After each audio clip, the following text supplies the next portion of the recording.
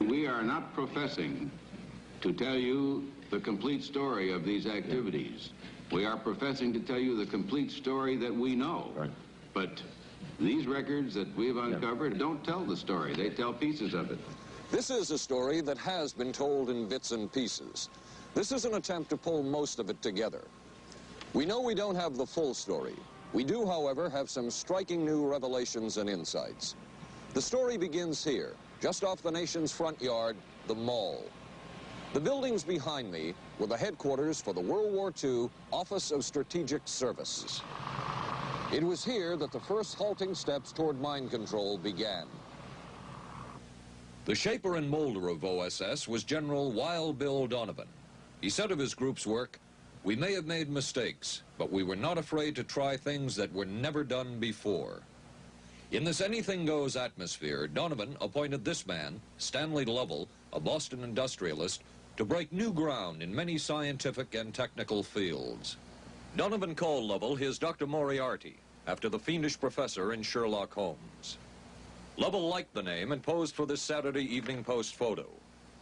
He later wrote of his OSS job that it was, quote, to stimulate the PEC's bad boy beneath the surface of every American scientist and to say to him, throw all of your normal law-abiding concepts out of the window. Here's a chance to raise merry hell. It was in this atmosphere that the search for mind control began. This bizarre man would be an active participant in that search over the next 2 decades. His name is George White, an OSS captain who had formerly been with the Bureau of Narcotics. In his diary, seen here publicly for the first time, White left a legacy of the darker side of American intelligence work. He received his early OSS training at the British-run school at Oshawa, Canada, the same school where Ian Fleming, the creator of James Bond, was trained. White referred to the school in his diaries as the Oshawa School of Mayhem and Murder. Mike Burke, former OSS colleague of White's and now president of Madison Square Garden Center. Very compelling fellow, mysterious fellow, almost mystical fellow. He also knew a great deal about the swifter elements of society, the gamier side of life, and he was very impressive in his technical knowledge of the underworld, so to speak. He said one of our men gets beat up. He says, you have to act real fast and teach these guys a lesson. Charles Siragusa, a former narcotics officer and friend of White's. He'll come around, he says, and break your kneecaps. And with that, one guy laughed, and George would always have little Billy with him. And this one guy sort of naked. George White turned around and whapped him across the neck with it. Then he picked up a pool stick and started beating everybody up. He made his point. And he made his point. George White was not a man of understatement or subtleties. His boss at OSS, Stanley Lovell, referred to him as deadly and dedicated. In this note from White's diaries, it says, call Lovell regarding TD. TD was a rather transparent cover for Truth Drug. George White worked with the Truth Drug Committee here at St. Elizabeth's Hospital in the nation's capital. They experimented with mescaline, scopolamine, and marijuana on unwitting victims. The committee soon learned there was no easy panacea, no truth drug at this stage. But White and later colleagues would not stop trying. The goal remained the same. As this 1952 CIA memo says, the aim is controlling an individual to the point where he will do our bidding against his will, and even against such fundamental laws of nature as self-preservation. But it was a discovery here in Basel, Switzerland, at Sandoz Laboratories by Dr. Albert Hoffman that led the intelligence agencies of America to believe that they had found the panacea.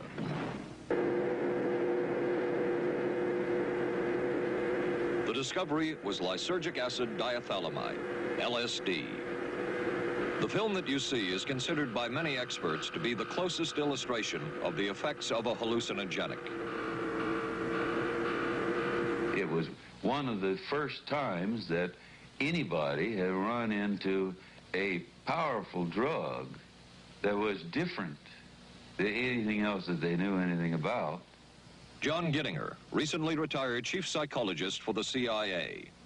This is the first time Gittinger has been interviewed publicly. We could disable a whole city by putting a very small amount on a water supply. After all of these years of us, those of us who are involved in looking for this secret drug, this was the only thing that began to look for the first time like it might be something like that. The CIA's interest in LSD was intense. The worry was that the Russians would get hold of it. Were the Soviets into LSD? I'm going to have to say I'm sure they were, but if you ask me to prove it, I've never seen any direct proof of it. But at one point, intelligence information received from Switzerland said that Sandoz Laboratories was about to put 100 million doses of LSD on the open market. And it caused enough concern within the agency that the United States was prepared to buy the entire supply. However, a slight mistake had been made. The mistake is made public for the first time. I just found out on a new CIA document that there were no such large quantities of LSD on the market. John Marks has filed numerous Freedom of Information suits against the CIA and has unearthed much new material. He is the author of The Search for the Manchurian Candidate, a history of intelligence agency work with mind control. He is a consultant for this report. What happened is that there was a military attaché in Switzerland, an American officer, who got milligrams and kilograms mixed up. In other words, he made a mistake of thinking 1/1000th of a gram was the same as 1,000 grams, which is a mistake of 1,000,000 times. So when the CIA got the intelligence that there were 100 million doses on the market, in fact, there were 100 doses. The man who would oversee the CIA's research into drugs and most of the agency's behavior programs is this man, Dr. Sidney Gottlieb, a chemist. Dr. Gottlieb declined ABC News' request for an interview. In their never-ending search for the miracle weapon, CIA operatives searched here in the remote mountain areas of southern Mexico for what up to then had been considered a myth, magic mushrooms. They used this man, a part-time chemist for the CIA, to dupe this man, a vice president of a bank and an amateur mycologist or mushroom expert, to try to get to the magic mushrooms and turn them into a drug. But it would be the amateur, R. Gordon Wasson and his colleagues, who would win the race and develop the drug psilocybin from the magic mushrooms. We went into the Mazatec area, far from the highways, remote from Mexico City. There we found that rotten bagasse, as it's called, bagasso, covered with mushrooms. These mushrooms I didn't know, had never seen. They were the sacred mushrooms. Wasson would also discover and record the ancient mystical rites of the mushrooms from a local shaman or magical priestess, Maria Sabina. And we were seeing incredible sights. They would go slowly or they would go fast as I ordained. All your senses are rendered acute. We say that you see visions, you see hallucinations, but that doesn't begin to tell the story. The hallucinations are only part of it. You hear sounds, you smell things. The night was thrilling. Word of Wasson's discovery reached the CIA quickly. Dr. James Moore, a University of Delaware chemist, secretly served the CIA preparing deadly chemicals on short notice. Moore was instructed to get close to Wasson and accompany him on another trip to Mexico to get the magic mushrooms.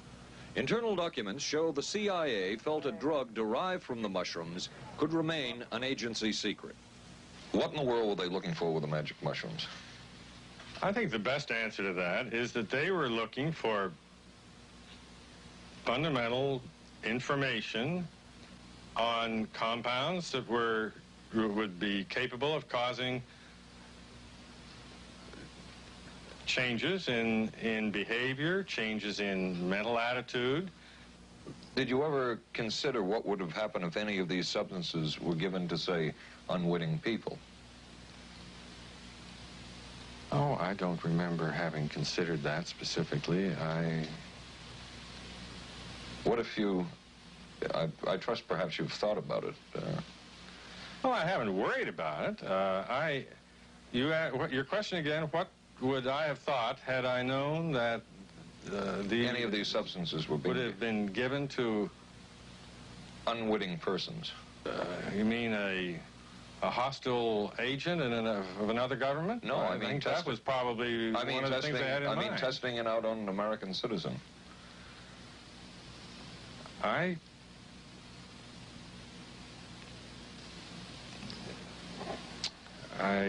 guess I must seem very, very cold-blooded about this, but I don't recall ever having been very much preoccupied with that issue. But many drugs were tested in this way. A decision was made at the highest levels of the CIA to do testing on unwitting Americans. As one CIA document says, such testing would be operationally realistic. A former CIA official who worked on these programs describes for the first time how the decision was made. He did not wish to be filmed or recorded. Thus his remarks are read by someone else. I think every last one of us felt sorry to attempt this kind of thing. We knew we were crossing the line. Every decent kid knows he shouldn't steal, but he does it sometimes. We knew damn well we didn't want anyone else to know what we were doing. The decision was made to do testing on unwitting victims. It was decided they should be on the fringes of society because they were most vulnerable. It was the borderline underworld, prostitutes, drug addicts, and other small-timers who would be powerless to seek any kind of revenge in case they found out. And as their predecessors had a decade earlier, the CIA turned to George White for help. White was now a high-ranking narcotics official, and by this time, the stories about George White were legendary. So the waiter says, "You may help you, monsieur?" And George White was busy talking with me. I paid no attention to the waiter, so the waiter tapped him on the shoulder, says, "May I help you, monsieur?" George White turned around, whipped his gun out, and stuck it in the guy's face like this in this crowded restaurant. George White did not mind bending the law, and he knew the street well. He was the ideal choice for what the CIA had in mind. White set up so-called safe houses for the CIA in New York, here in Greenwich Village, and later in San Francisco, in this hotel, and in an apartment atop Telegraph Hill with a commanding view of San Francisco Bay. While the existence of these safe houses was disclosed last year, details of what took place within them has not been told. A former CIA official who worked in the safe houses reveals that they were used not only for drug testing, but to study sexual behavior and how it could be used to manipulate people.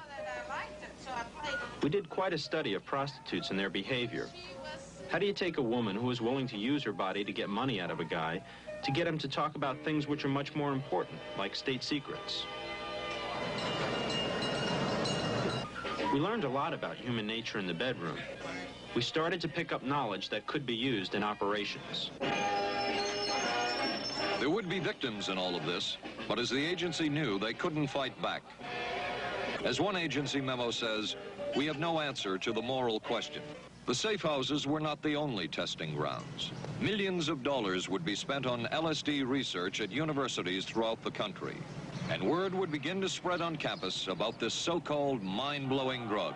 And suddenly, there was the counterculture of the 60s. I give the CIA a total credit for sponsoring and initiating the entire consciousness movement, counterculture events of the 1960s. Dr. Timothy Leary, the 1960s Johnny Appleseed of LSD. The CIA funded and supported and encouraged hundreds of young psychiatrists to experiment with this drug. The fallout from that was that the young psychologists began taking it themselves, discovering that it was an intelligence-enhancing, consciousness-raising experience. I know that some of the studies in which the CIA had supported used as subjects people who later became strong proselytizers of LSD. So in that sense, yes, I think it did sustain the perpetuation of the use of the drug. And it's rather ironic, isn't it? The counter case that I would make in relationship to that is to remember that the people who were doing the research were people who would be doing the research regardless of who was the sponsor. I don't think anybody working in that time in the remotest ever thought that it would blow up into the kind of thing that it did.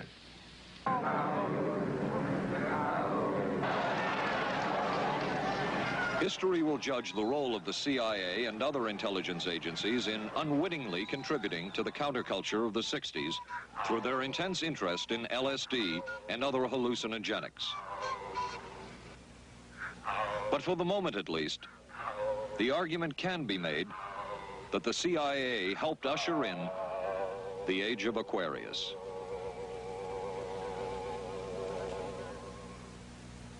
Covering a span of history such as we are in this report, one can get sidetracked by the so-called glamour and mystery of espionage work or by the exotic qualities of some drugs. But what you can't lose sight of is what all of this would mean in terms of individual human beings. There would be deaths, there would be long-lasting and harmful effects. The best-known case is that of this man, Frank Olson, a chemist employed by the Army Chemical Corps, who in 1953 was slipped LSD unknowingly at a meeting with CIA officials. Shortly after that, Olson went into severe depression. He ended his life at this New York hotel by diving through a shaded closed window in his 10th floor room. Frank Olson was the first known fatality in the CIA's LSD program. Olson left behind a widow, Alice, and 3 children, but it would be years before they learned the real story of his death. Shortly after his suicide, Alice Olson was visited by Dr. Sidney Gottlieb, the man who had administered the drug, and by Robert Lashbrook, his deputy, who was the last person with Frank Olson the night of his death. It was probably to check me out and see whether I was handling myself and handling the situation, whether I was hysterical. And I'm sure they left the house feeling ever so much better because I had been gracious and hospitable to them, so that I must have played right into their hand and made them feel fine. 23 years later, how did you feel about that meeting? My anger was unbelievable at how I had been duped for this length of time, and the anguish which was unnecessary. Anyone who knew during all of those years never told Alice Olson the real story of her husband's death. She would discover it by accident more than 2 decades later. In essence, it was a 22-year-long cover-up. Lyman Kirkpatrick was Inspector General of the CIA at the time of Frank Olson's death. But had not the Olson case occurred within the secret confines of the CIA, would not this case have been a prosecutable case? Perhaps manslaughter? I would think very definitely prosecutable, and certainly from the point of view of of Mr. Olson, why it should probably have been actionable. Frank Olson's suicide slowed down the CIA's testing of LSD and other drugs, but only momentarily. The CIA was not the only government agency interested in the possibilities LSD and other drugs presented for mind control. The Army Chemical Corps first started working with the CIA and then branched off on its own. It too tested drugs on unwitting victims, and a death would result. The case of this man, Harold Blower, a tennis pro, seen here with his daughter Elizabeth, is well known. In 1953, Blower was a private patient at the New York State Psychiatric Institute. He was given 5 injections of a mescaline derivative that was being tested secretly for the Army Chemical Corps. With the 5th injection, Harold Blower died. As with the Olson case, a 22-year cover-up followed, until finally the Army admitted the real details of Blower's death. Since the initial news stories of Harold Blower's death, close to 5,000 documents, previously classified, have been released by the Army and obtained by ABC News. They provide valuable insight into Army activities at the time of Blower's death and where the Army went from there with their own drug testing program. From a previously classified deposition of Dr. James Cattell, who administered the mescaline derivative, on the purpose of the drug testing, to produce symptoms similar to those that you see in schizophrenia, on how much the patient knew about all this. We didn't delineate all the possibilities of what might happen because then you contaminate your experiment. Cattell then relates that he never even knew what drug he had given Harold Blauer because of the secrecy of the Army experiments. We didn't know whether it was dog piss. This was secret. This was a secret. We weren't in on it. We asked Blauer's daughter Elizabeth for her reaction. What? How can anybody react to that? I mean, that is so far from what you'd expect from a human being, never mind a doctor, never mind a professional specialist who's supposed to care about people's minds. It's unbelievable. A suit filed by Elizabeth Barrett against the Army Chemical Corps is now pending in federal court. Other Army experiments continued on mental patients around the country. Work done at the Tulane Medical Center in New Orleans involved several drugs, hallucinogenics, and electrodes implanted in the brain. The chief researcher was Dr. Russell Monroe, now head of the psychiatry department at the University of Maryland. These are various progress reports written by Dr. Monroe and recently obtained by ABC News. From one of the progress reports, a report of a woman who had electrodes implanted in the brain and was then given LSD and other drugs. She became agitated, cried, lapsed into a trance-like state.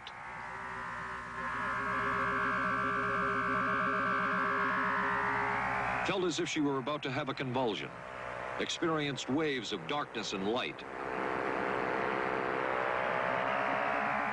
had bizarre sensations in her neck and legs, said somebody was trying to manipulate her body.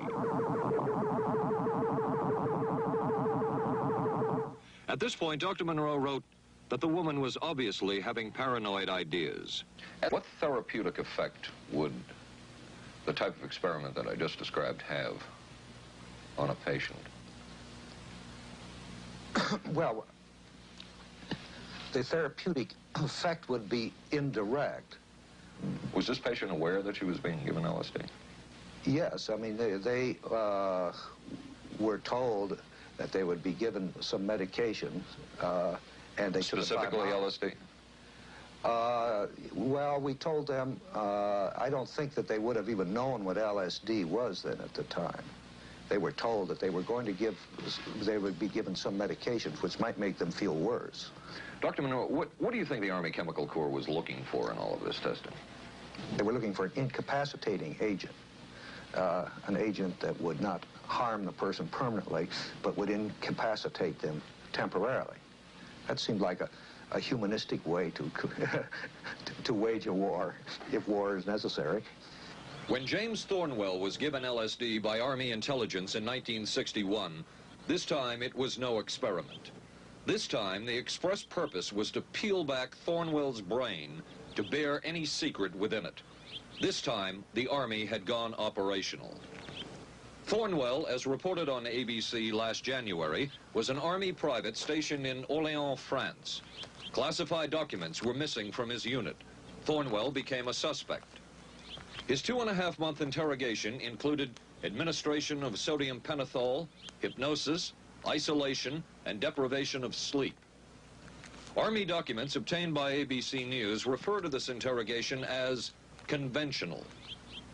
Despite the severe questioning, Army intelligence was getting nowhere with Thornwell, and it was decided to slip him LSD.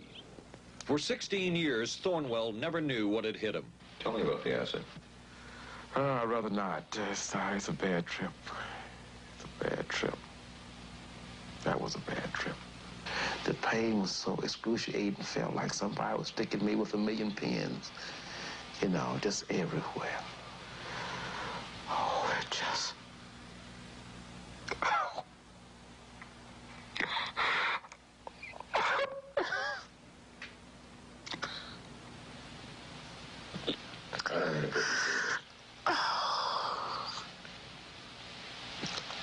You want to stop for me?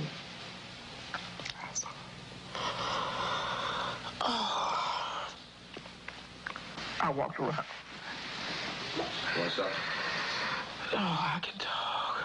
I lived through it. I lived through it. I lived through it. No charges were ever brought by the Army against Thornwell. He was discharged for psychological disorders. But an Army psychiatric evaluation of Thornwell obtained by ABC News, one which was done prior to Thornwell having been given LSD, says of him, fairly cooperative, oriented, alert, and gave no evidence of psychosis or depression. From the Army's point of view, this type of LSD interrogation was a success. Other documents refer to the exploitability of interrogation subjects, cracking them, keeping them off balance mentally, and providing an economical, speedy, and productive aid to interrogation. From James Thornwell's point of view, it was no success. Thornwell still has serious problems. He's run through 2 marriages. He maintains he can't hold a job, can't concentrate, has nightmares, and feels socially and emotionally isolated. Last fall, Thornwell filed suit against the government in federal court. In a moment, we will examine the closest experimentation to brainwashing that we have uncovered.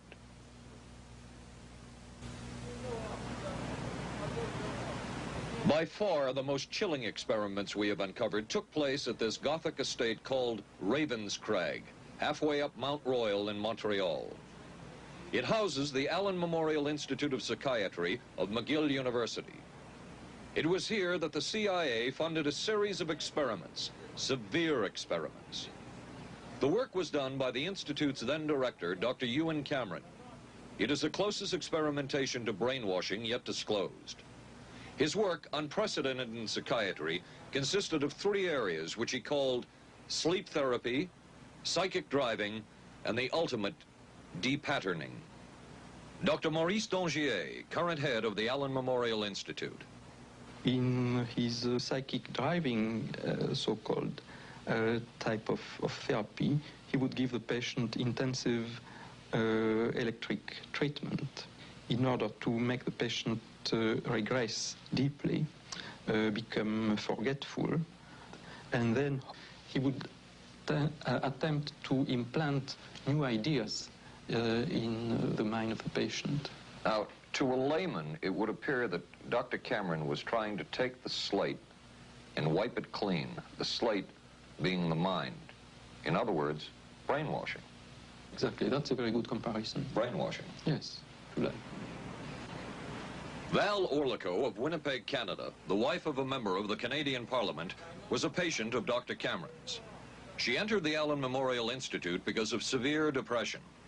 She describes for the first time publicly the LSD therapy and psychic driving treatment that she was given by Dr. Cameron. And then the drug began to take hold very rapidly because it was an IV injection, and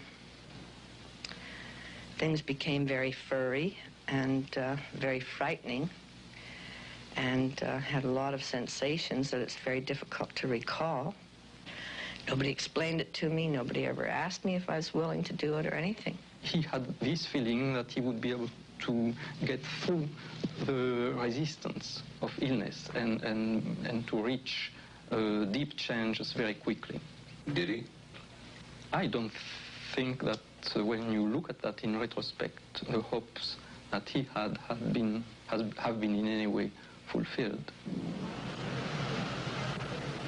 But Cameron would plunge on. The next step was what he called psychic driving. This involved almost endless tape-recorded messages and more drugs for the patient. Cameron wrote that this was the way to make direct controlled changes in personality. I thought this was the coldest and most impersonal treatment that anybody could give to anybody in the world. And I became more and more despondent and more angry. I just became so despondent that I thought I can't live like this any longer. And I thought I would just go out and throw myself underneath the cars on McGregor.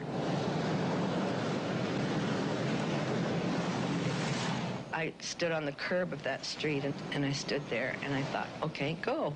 Okay, go. And then I thought, what if you're not killed? What if you're just maimed? What if you don't die and you live and you can't even talk anymore? And I couldn't do it. The most severe technique Cameron used was depatterning. He described it as breaking up the existing patterns of behavior by means of intensive electroshock therapy with prolonged periods of sleep.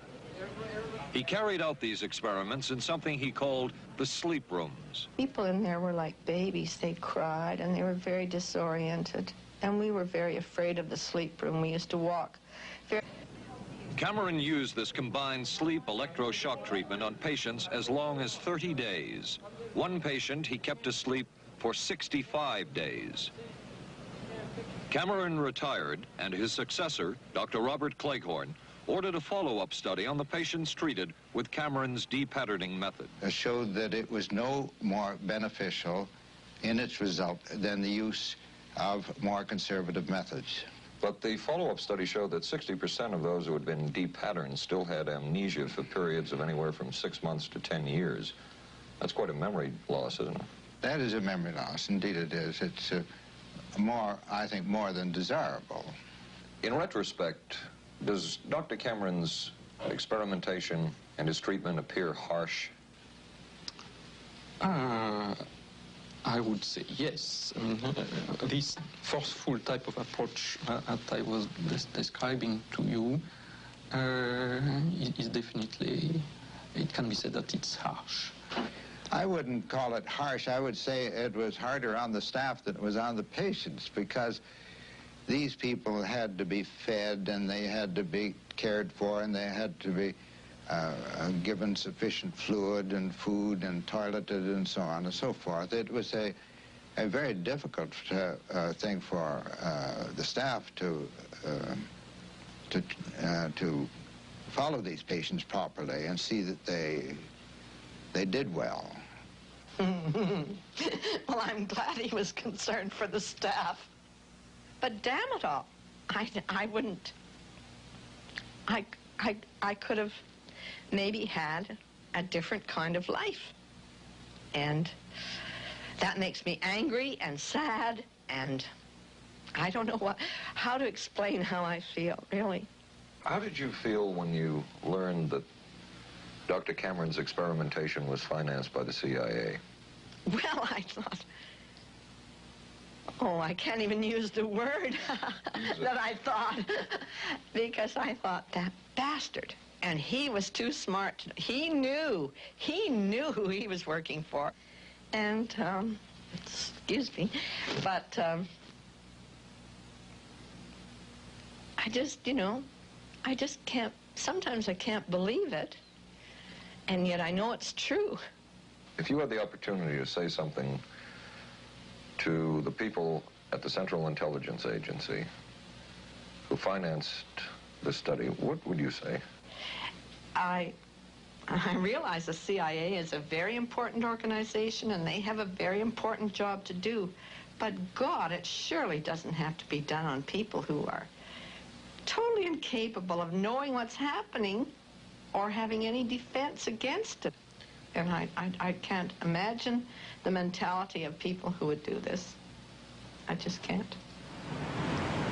As for Dr. Cameron, he died in 1966 while mountain climbing. A colleague wrote of Cameron, "For him, the ends justified the means. And when one is dealing with the waste of human potential, it is easy to adopt this stance." Dr. Cameron seemed ideally suited for what the CIA had in mind. It was the Cold War, and especially the trial of Joseph Cardinal Mindszenty, who was forced to testify in a Hungarian court that he was a spy. And then later, the Korean War, with the coerced and mainly fraudulent confessions of American servicemen. My information took place on the... That would spark intense interest in intelligence circles about brainwashing. The CIA secretly commissioned a study of communist brainwashing methods at the Cornell University Medical Center. A leader of that study was Dr. Lawrence Hinkle. He explains first the Russian method of controlling and breaking a person. Absolutely isolated from everyone else, with one man whose job it is to get you to write the extent to which you are a criminal. In this setting, you can get people to do most anything, do you see? Because you don't have to lay a hand on them. And by the time you get through and you go up before the judge, the fellow says, "Were you a spy?" He says, "Yes, I was a spy." The Chinese never really had this kind of a state police system. They would get him in, and all this fellow does is ask you to write, rewrite, and talk to him about your whole life. Graduated from pilot training in 1949. While the purpose of the study was to find out about communist brainwashing techniques, CIA documents show that the agency was interested in developing mind control methods of its own to precondition and control Chinese living in this country to be sent back to their homeland as CIA agents. What do you think they were looking for? Well, I think they weren't looking for agents or anything like that. Yet the agency's perception of the work you were doing, in CIA documents we have examined, it says that the project that was being done here, they intended to use everything learned about the new agents to induce them to, quote, to perform acts of a complex, purposeful nature. Yeah, but that was never done. The effects of which may be out of keeping with the individual's previous behavior. That sort of thing was never done. Those people were not, that was, when they first came here, the first people they sent up to see us, you see, were operational type people from the CIA with some rather wild ideas. Okay, this is their perception of it, if I could just continue. No, it wasn't their perception of it either. The situation was, you see, those things were never done because of wise people on both sides. We were not able to do this nor interested in it. They were, though. Some of the low-level people were, but the high-level people were not, to tell you the truth. But documents clearly show that the CIA was attempting to develop agents over whom they had as much control as possible. Agents who would perform tasks contrary to their own good. Normally conditioned American who's been trained to kill and then to have no memory of having killed. His brain has not only been washed, as they say, it has been dry cleaned. Is a Manchurian candidate, controlled by others to do things against his will, possible? It was a remarkable film because, as far as I'm concerned, it made something totally impossible seem absolutely credible. I would say the answer is yes, but there are many qualifications to that. Dr. Milton Klein, a psychologist, a clinical and experimental hypnotist, and unpaid consultant to the CIA. The qualifications would be the subject selected to produce the kind of behavior that you wish, the amount of time, the procedures that are utilized, and the motivations of the people who are designing, executing, and administering the procedures. You're asking whether an individual can be, under hypnosis, influenced, coerced, persuaded, shaped to perform an antisocial act, or a destructive act, or an act of violence. My answer would be yes. Captain Marco, will you be good enough to lend Raymond your pistol, please? Yes, ma'am.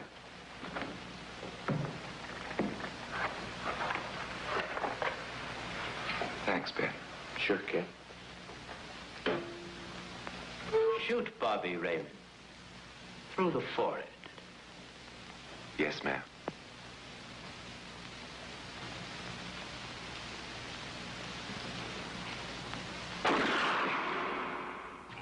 How valuable a tool can hypnosis be in the intelligence field? None whatsoever. It has absolutely no use because nobody's ever been able to do that I know of, do it in an operationally feasible way. I'm not in any way saying that hypnosis doesn't take place. I'm not saying there's nothing to it. I would say that most government agencies concerned with intelligence operations have been looking to hypnosis as a tool for a variety of purposes, one of which is to carry out and to execute certain intelligence operations on a basis where they would not have to rely completely on some of their own emotional reactions. Actually, would that entail murder? It could, if you consider that an act of killing someone under circumstances of war is murder. I think one has to define what that means. Under circumstances of peace? Under circumstances of peace, it would be murder. Another former CIA agent says that Fidel Castro at one time was considered as a possible target for a Manchurian candidate.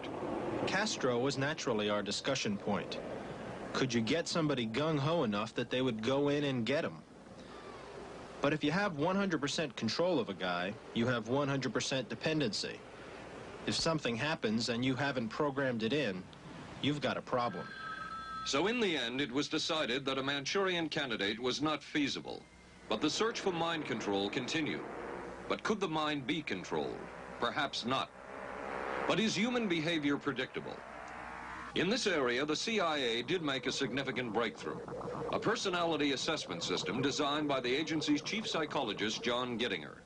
It comes close to being able to predict how humans will behave. It's really a descriptive system, an attempt to try to describe personality in a relatively systematic way so that hopefully you can get some kind of an idea to predict what the behavior between different kinds of individuals.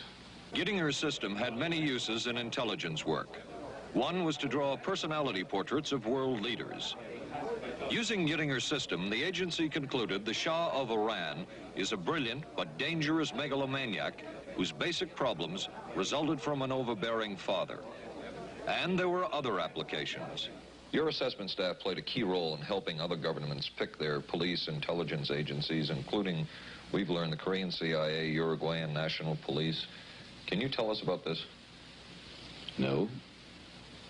Author John Marks. The former #2 CIA man in Uruguay told me how in 1966 John Gittinger and an assistant traveled down to Uruguay and gave the tests in order to select members of the Uruguayan intelligence service. A psychologist who used to work for the CIA told me in 1961 he personally traveled to South Korea as part of an American CIA effort to set up the Korean CIA and to give the personality tests to candidates for the Korean CIA to choose the best man for their secret police. But one of the basic functions of Gittinger's system was finding the vulnerabilities of an agent, a double agent, or a potential agent. In its applicability to intelligence work, isn't the PAS system looking for a person's soft spot? Well, of course, the answer to that is yes, but I hasten to say soft spot. This is what I consider a negative word. Of the hundreds of behavioral projects undertaken by the CIA, Gittinger's appears to have been one of the more successful and more conventional. Other experiments were not as conventional. Neurophysicist Dr. Jose Delgado was financed by the Office of Naval Research. In this experiment, the bull is sedated. Electrodes are implanted in its brain. Delgado transmits an electronic impulse to the center of the bull's brain. Delgado has remote control of the animal. Recently released CIA documents refer to the feasibility of remote control of animals, and that special investigations will be conducted toward the application of selected elements of these techniques to man. Other areas were examined through the 60s and 70s. Brain surgery, psychosurgery, creation of amnesia, parapsychology, manipulation of genes. Even though past and present CIA officials have indicated this kind of work ended in 1963. And one of those who took part in these programs. Thank you, sir. In 1977, a Senate subcommittee heard testimony from many of them, but the testimony was not that revealing. According to one of them, they agreed amongst themselves to keep the inquiry within bounds that would satisfy the committee. Former narcotics officer Charles Siragusa says that he was asked to limit his testimony by the man he reported to at the CIA. He wanted me not to say anything. To perjure yourself. That's right.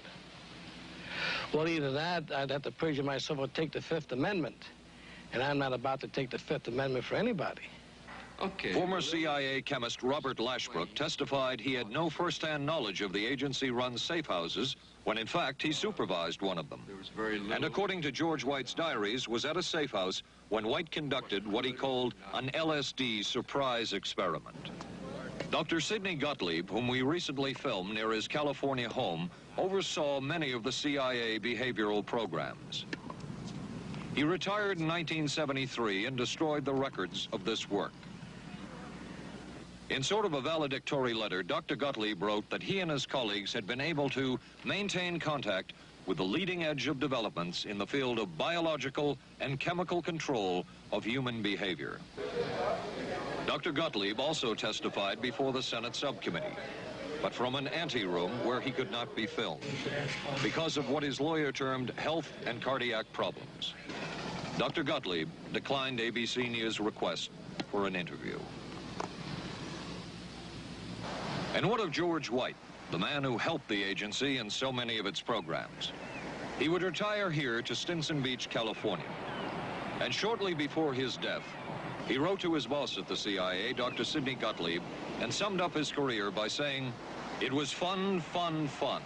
Where else could a red-blooded American boy lie, kill, and cheat, steal, deceive, rape, and pillage with the sanction and blessing of the All-Highest?" Has mind control been achieved? From all of the available evidence, it appears doubtful. The human will has prevailed up to this point. But as we have seen, work is continuing in this field, work that we still don't know very much about. How deeply are the Russians and other dictatorships into all of this? We really can't say, and the CIA is reluctant to give out information about it. But the basic question remains, what place does all of this have within a democracy? One final point should be made. As one of the persons who worked on these programs told us, we are very capable, conscientious, and very dedicated scientists working for our country. Their work speaks for itself. This is Paul Altmaier for ABC News.